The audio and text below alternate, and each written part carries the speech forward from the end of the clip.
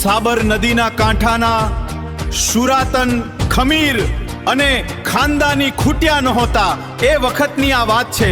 આ વાત છે પેથાપુર સ્ટેટના રણબંકા શૂરવીર યોદ્ધાઓની, જેઓ સંવંત 1817માં અમદાવાદથી ચડી આવેલા બાદશાહના લશ્કર સામે પોતાના વતનને બચાવવા માટે ખોળામાં ખાપણ લઈને દુશ્મનો સામે મોટા ધીંગાણે ચડેલા શૂરવીરોની.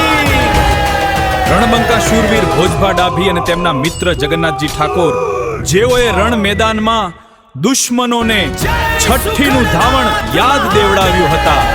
કંઈક દુશ્મનોના માથા ધડથી જુદા કરી દીધા હતા અને પોતાના ગામને દુશ્મનોથી લૂંટતા બચાવ્યું હતું. મરણીયો જંગ ખેલાયો હતો. અંતે બંને શૂરવીર યોદ્ધાઓ લડતા લડતા વીરગતિ પામ્યા હતા. આજે પણ ગામ લોકો આ શૂરવીર યોદ્ધાઓને યાદ કરે છે.